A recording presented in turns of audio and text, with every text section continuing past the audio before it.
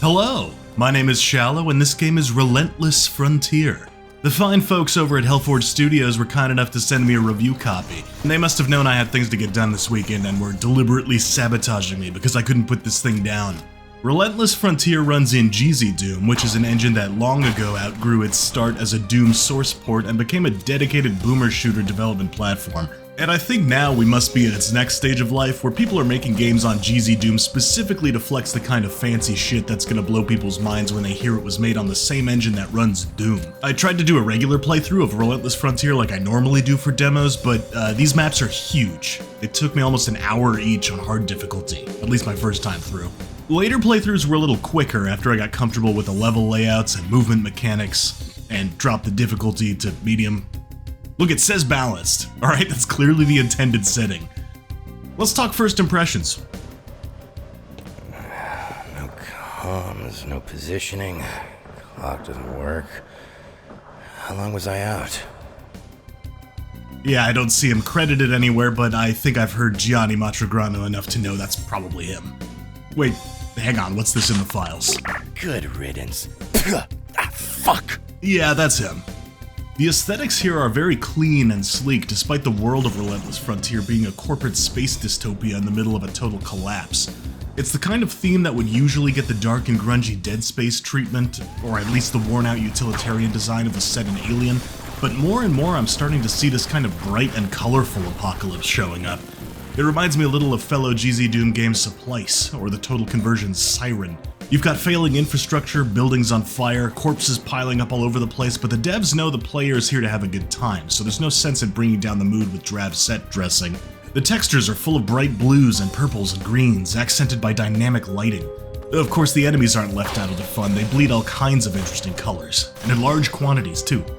The art style has a sort of cartoony mid-2000s look to it, similar to another one of Hellforge's GZ Doom games, Project Absentia. But while that game's art style celebrates those formative years of amateur DeviantArt, fan art, and Newgrounds animations, the style of Relentless Frontier for me brings to mind a different genre of early Flash animation. The kind that was too gruesome to be wholesome, but too cute to be gross. Games like The Breach and The Visitor come to mind when I see Relentless Frontier's chubby little bugs skittering around, vomiting acid, bleeding pus, and exploding into bits. I want to smear them all over the walls with heavy ordnance, but I also want to buy them in marketable plushie form.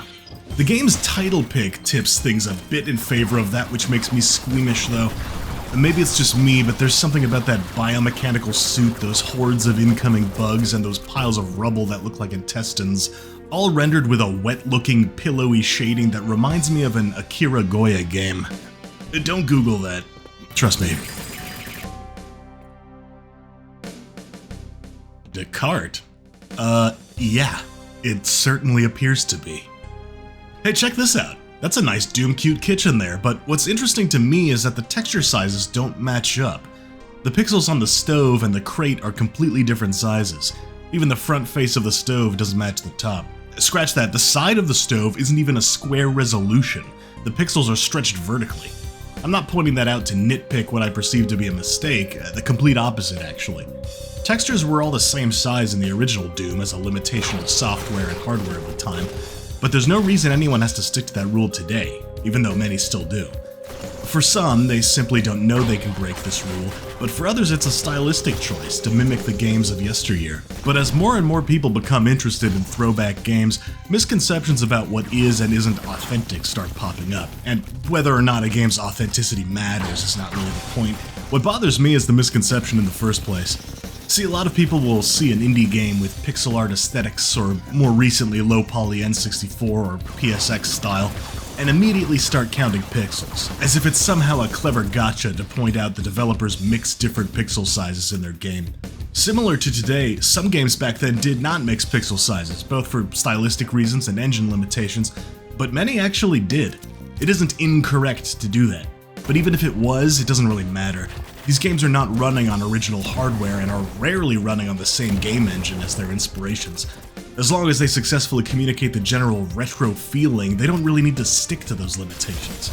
Anyway, that's why I like this stove.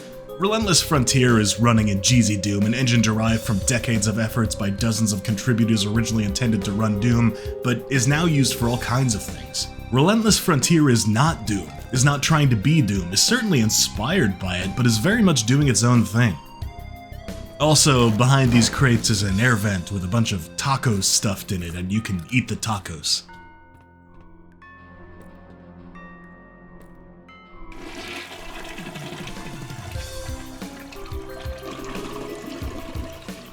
Relentless Frontier has a gameplay style that is very fast and had me feeling a little nervous at first. As I get older, my reflexes are certainly slowing, and in a cruel twist of irony, the boomer shooter genre that is heavily banking on my generation's nostalgia is starting to get quicker and twitchier, demanding more from my brain and fingers than I am sometimes comfortable with. But the tutorials here are pretty good, slowly doling out new mechanics one at a time and then letting you practice them in a big arena fight that doesn't make you feel like you're being guided safely by the hand, but instead just feels like a normal extension of gameplay. By the end of the first episode, I was very comfortable dashing, sliding, and double jumping all over the place in a way that I've never really felt with other similar games. The only real issue I had was with the dash melee attack sometimes. See, when you do a melee attack while dashing, you're supposed to thrust forward with your axe, but I found that sometimes the combination attack didn't work properly. I would dash and attack, but not do the dedicated dash attack move. This wasn't a huge deal, you really only need it if you're out of ammo, but it was still annoying every time it happened. The one new mechanic I couldn't quite get my head around is unique to Relentless Frontier, the Omni-Fuel system. Many enemies drop small amounts of Omni-Fuel, which you can use to buy yourself health, shields, and ammo at any time. It's incredibly simple, and it works fantastically while exploring or between combat encounters, but I found myself struggling a little bit with it in the middle of fights. Your ammo capacity is quite low, so in prolonged battles you'll be running out and might want to use Omni-Fuel to buy more. Or you may want to use it to recover quickly when you unexpectedly take a lot of damage and don't have time to look for health pickups. It's a great system, very useful, but for some reason I always fumbled with the keys. Maybe rebinding them would have helped. You can do that, you can rebind almost everything because this is GZ Doom. But I'm stubborn, so my solution was to just get good. You don't need to heal if you don't take damage, and you don't need extra ammo if you're efficient with your damage output. You only have 4 weapons here and they all have their uses. In a lot of ways, doing damage feels like Doom Eternal, but stripped down to just the essentials. The shotgun will break armored enemies, the autocannon is great for stun-locking flyers and hit scanners, and the pistol alt-fire chews through a lot of ammo but will take down the strongest enemies in no time flat. All of the weapons excel at clearing crowds of weak bugs, which are always present, so you end up doing some quick math in an encounter to figure out which guns you can use to keep the trash at bay without leaving yourself at a disadvantage when fighting bigger fish. The autocannon has 3 barrels, by the way. Yeah. Fuck yeah. Just gonna put that over here with my other favorite things. The shotgun sounds cool. Shotguns in games seem to always want to go for a deep, booming sound, and I can't blame them. It feels good to fire a nice, chunky shotgun, but here we've got something a little higher pitched, a little higher tech, a little more tactical, but no less lethal. It reminds me a bit of Half-Life's shotgun, which is not a bad thing. And the sound when it cracks a Guardian bug's armor, it's just so satisfying. Speaking of Half-Life, we don't have discrete levels here, not really. Each map transitions relatively smoothly into the next, and though there are a few points of no return, you can generally travel freely between maps all you want. In fact, there's a trio of maps in the middle of the first episode that requires it. You'll come across a door that needs 2 keys to open, one found in the mines and another aboard a nearby crashed spaceship. You can collect them in any order you like, which is not new for a game like this, but what blew me away was that the door, the mines, and the ship are each in entirely separate maps. You'll be traveling between loading screens to complete this task, which makes this feel like a much grander adventure than you would usually get out of the traditional format of sequential maps, and I hope the full release has more moments like this.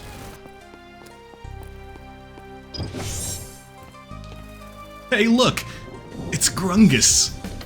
Like from the meme. Grungus. So epic. In the third map, you come across this lovely little bar or diner, and it's full of posters of all kinds of tributes and references. And this moment just made me smile. It's the kind of thing you would find in a Doom WOD, a cute little nod and high five from the creator to the hard work of their peers. It's just great to see that even when the engine, the gameplay, the maps, the creativity and skill have come so far to the point where Relentless Frontier is nearly unrecognizable as something that shares DNA with Doom, the sense of community is still as strong as ever.